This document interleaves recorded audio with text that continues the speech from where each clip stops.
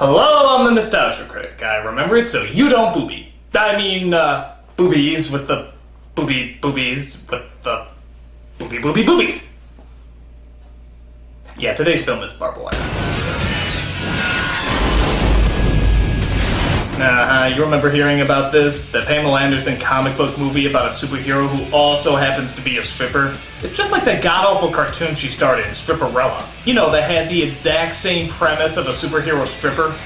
Except where Stripperella was a horrible piece of horseshit, Barb Wire is... There is no difference between Barb Wire and Stripperella. It's blatant, it's stupid, and the only reason it exists is because Pamela Anderson has boobies. Large boobies. And for some reason you forgot that, the film reminds you constantly. Don't believe me? Let's dive right into the shitstorm and find out why this film is so bad. Okay, let's take a look at our very first opening scene. Yeah, you starting to see why this movie was made? Brother, your sister, and your mama too. We're about to go down, and you know just what to do. Oh, I forgot to mention, there's also a boring backstory read off by the narrator. The old democracy is overthrown by a tyrannical new group called the Congressional Directorate. Every city in the nation is under martial law, except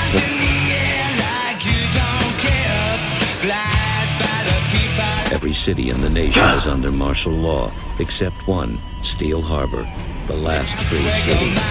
A secluded island extremely independent. It is a place marked for chaos and crime, providing a home for a new kind of mercenary. Blah blah blah, the future sucks. Boobies!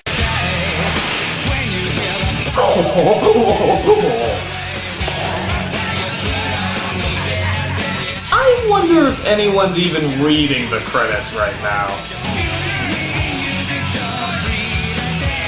Oh wow, the music was done by... In fact, I wouldn't be shocked if they just added credits just to keep this scene going longer.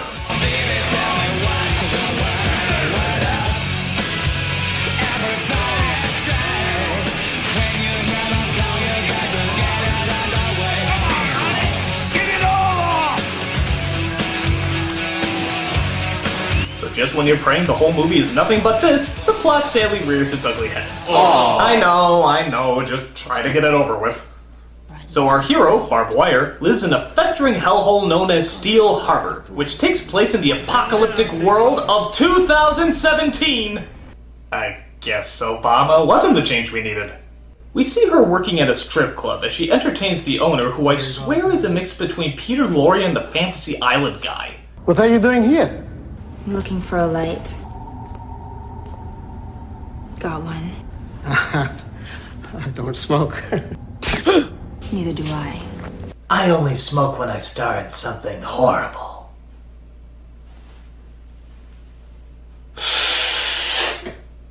So it turns out she's a bounty hunter who's sent into the strip club to save a kidnapped girl. Who are you? I'm the one who's getting you out of here. Trust me. We're trapped. We better make out. What are you doing? Ever see Batman? That depends whether or not he's affiliated with the comic this movie is based off of. Shut up. God damn it. As you can see, Pamela Anderson is the Shaquille O'Neal of acting. Shut up. God damn it. Shit. Come on. I'm angry. Really. So she gets the girl to her parents, who plan to pay her handsomely. But there's one little problem. Cut the shit. Where's my money? I could only come up with half the money. Fine. I'll take half your daughter. Yeah. What? So they make a deal by trading their car for the rest of the money, as Miss Wire has a monologue about why things are the way they are. It was the middle of the Second American Civil War, the worst year of my life. Where all I knew how to do was pose on top of cars. Port Steel Harbor. What a shithole. Meanwhile, we cut to... Why don't we start again? Whose sexual psyche do we just dive into? Now, where's Dr. Karina Devonshire? And please answer in the most titillating way possible. I told you. I abhor torture. But your words just don't match your thoughts. Should I be watching this?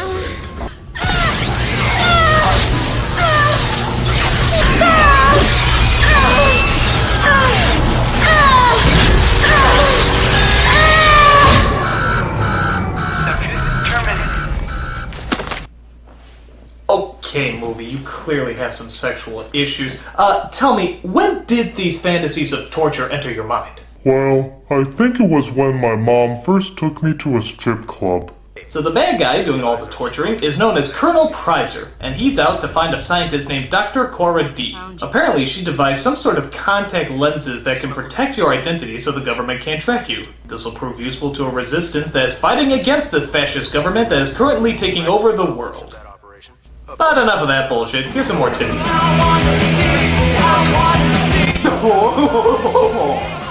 So Barb is not only a stripper slash bounty hunter, but also owns a strip club called Hammerhead. Just look at those futuristic dance moves.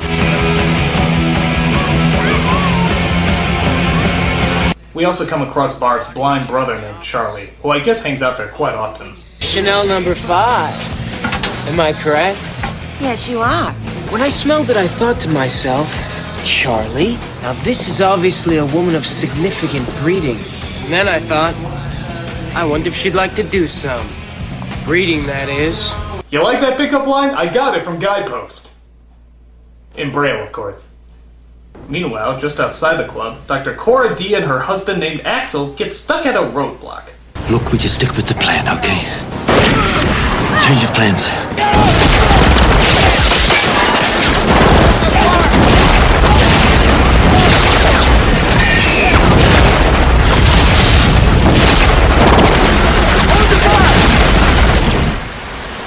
Well, they finally did it. They killed my fucking car. So even though we never see them exit the vehicle and they have nowhere to go, they somehow escape. After that, we see Barb exit the strip club on her way to another job, as she makes her way to another monologue. I had to do a little moonlighting to keep my bar running. Not an easy life. A girl's gotta do what a girl's gotta do. Come on, this isn't an apocalyptic future. It's Amsterdam. You see the stuff outside of toy stores. So she plays herself off as a hooker, which, let's face it, is not very hard, and she gets herself into the room next door to another person she's supposed to bring in called Krebs. Ooh. Why don't you go change into something a little more comfortable? How about something a little less comfortable? Oh, it's the Lost Stooge, Pervy. Nuggy, nuggy, nuggy, nuggy. Did you wash your hands? No. I was bad. Oh, how'd you know being knocked out was my fetish? So she bursts into the room next door and shoots up a bunch of baddies.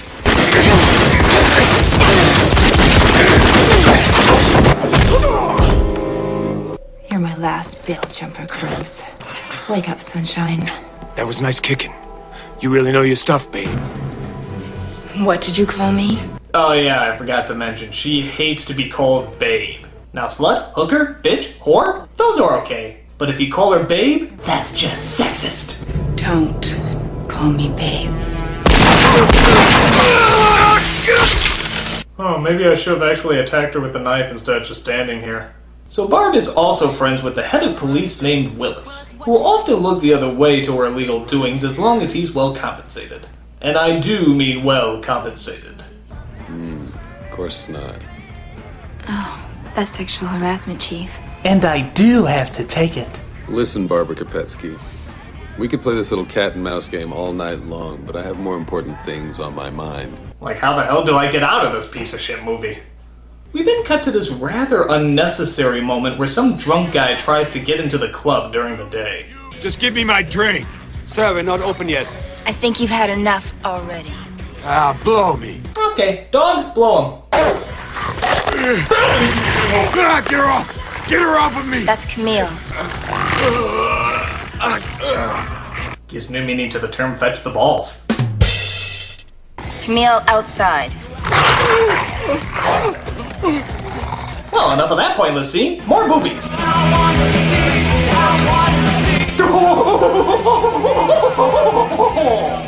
But the strip show will have to wait, as the club is infiltrated by M. Bison's twin brother. Of course! If Cordy escapes, I will personally rip your heart out of your ass and stuff it back down your throat. That doesn't make any sense. I will personally rip your heart out of your ass. Right after I rip your lungs from your ears and shove them back in through your nose. So they talk with Barb to see if she knows the whereabouts of Dr. Cora D. Well, I guess it's hard to find somebody unless you know what she looks like. Her present appearance is of no consequence. Identification can always be made by retinal scanning. So. Hey, I wanted obnoxious close-up too. Excuse me, boss. Trouble in the kitchen. So it turns out Cora D enters at the exact same time the Colonel does. But that doesn't get Barb's attention. What gets her attention is Cora's husband, Axel, who used to be Barb's lover. I never wanted to hurt you. And now's not the time to explain. We're 3 years late, Axel. Get out. Don't come back. Wait a minute. Let me recap this. A fascist government is looking for a scientist and spouse working for a resistance who takes shelter in a bar under management by the spouse's ex-lover and a corrupted cop. Now where have I heard that before? Casablanca! I mean, wow, there's like no difference. The plot is literally just Casablanca. Why? Why rip off Casablanca? Did you really think that nobody would notice? Did you think that arguably the most famous romance film of all time was so low on the radar that no one would make the connection? Granted, the titties were a good distraction, but they can only hide so much! I mean, what would Humphrey Bogart have to say about this? Of all the film flubs and all the cinema and all the world, she had to rip off mine. Cocksucking bitch. So, okay, returning to Casablanca 2, here's Looking at You, Slut. We see Axel talk with Charlie before he confronts Barb. Where's Barb? I don't think talking to Barb's gonna be such a good idea. Too late. 3, 2, 1. Next, I'll do my ABCs. So Barb turns them away, but Charlie leads them to the center of the resistance, led by a woman named Spike. The Congressionals took the lenses? They did this? No. The Congressionals are still looking for Kris, we know that for sure. Willis and the local cops don't know squat either. One too many Winston cigarettes. The Flintstones lied to me. Winston tastes good like a cigarette should. Meanwhile, the Colonel and gang continue their search as they burst into a bail bond service to get some answers. What's going on?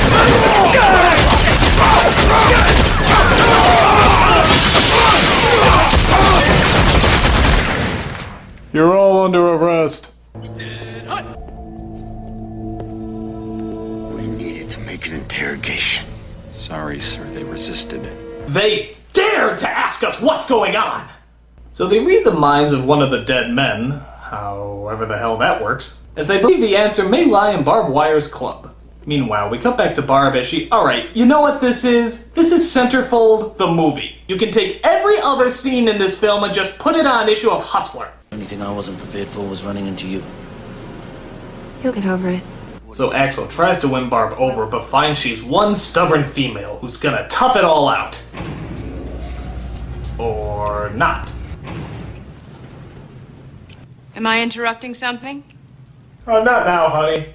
Honey! Hi! I was just making sure her mouth wasn't bugged. Bob, this is my wife, Cora D. How impressive. I'm sure you'll have very strong, smart children. If they stay out of future sequels, they will be. I was just better left a part of your past. Oh, so that's why I didn't get an invitation to your wedding. Barb, there's more to the story than meets the eye. The Autobots waged their battle to destroy the evil forces of the Decepticons. But they were again interrupted by the Colonel and his crew. I think this guy's only job is to walk into buildings dramatically. Who are they? I pick them up off the boulevard. I like a good menage every now and then. Scan them. Luckily, Charlie has some sort of machine messer upper thingy that stops the ID machine from identifying them. Sir, the scanner's broken, sir. You're wasting my time. Get out.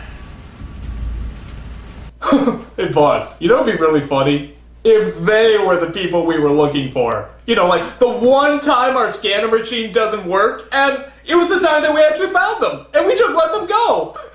And we would look so stupid. But that'd be ridiculous. So the soldiers decide to search the area thoroughly. Actually, maybe a little too thoroughly. Yes, make sure they're not hiding in the martini glasses. I wish you could see this mess. I couldn't see it when it was clean. But Charlie has a little surprise. What the hell were they looking for anyway? Stupid contact lenses. Like these? We can give them to Axel and help them escape. Not so fast. This is our ticket to Europe. Hey, they don't belong to us. Finders keepers. You're making a mistake, Barb. It's not just about money, you know. I knew Charlie was still friendly with Don't resistance. monologue around me, I'm still here. Oh, I also forgot to mention, this film has a fetish for cutting to black and fading back in.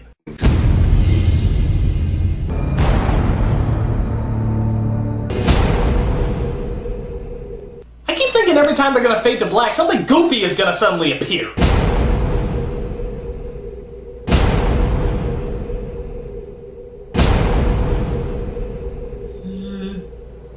So she takes the contacts to a crime overlord simply called Mr. Big Fatso. I'm guessing they call him that because he likes Dom DeLuise movies. You didn't drive all the way to the heart of the evil empire to see how my diet's going. You came here to talk about the contact lenses, didn't you? I'm in a position to broker their sale. That's what I heard. Hey, Fat Albert will make him an offer he can't refuse. Yeah. Meanwhile, Charlie gets captured by the Colonel and is subjected to a torture scene that's not quite as titillating as the opening scene. Where are the lenses? This guy has them. What guy? He's fat. Wears a red suit. White beard. Name's Kringle. Kris Kringle.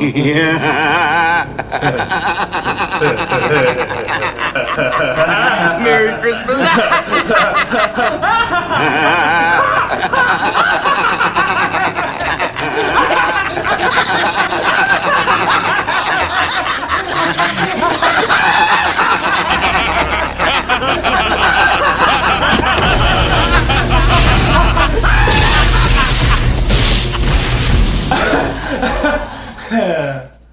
Put a search out on this Kringle guy. So Barb finds her Kentucky Fried Brother as Axel and Cora D arrive on the scene. Charlie. Well, that just jingles my fet. But Barb, being the thoroughly unlikable character that she is, still wants to hand over the contacts to Mr. Fatso, where unfortunately the Colonel is there waiting. Not only do I get the lenses, but I get $1 million bounty on your head and $1 million bounty on the head of the good doctors for turning you both over to the congressionals. Don't you just love Alright, Java, let's keep the close-ups to a minimum. But our cop friend slips Barb a grenade that these guards should clearly be able to see, and she uses it to escape. Look out, she's got a grenade! Hey, shit. So once Barb finds out she's not getting any money, her morals suddenly return, as we partake in a pretty standard chase scene. But the Colonel gets the jump on her with a bulldozer.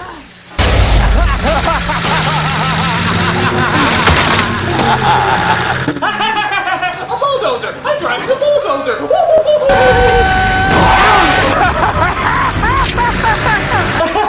I just thought the joke I saw in the Munsters.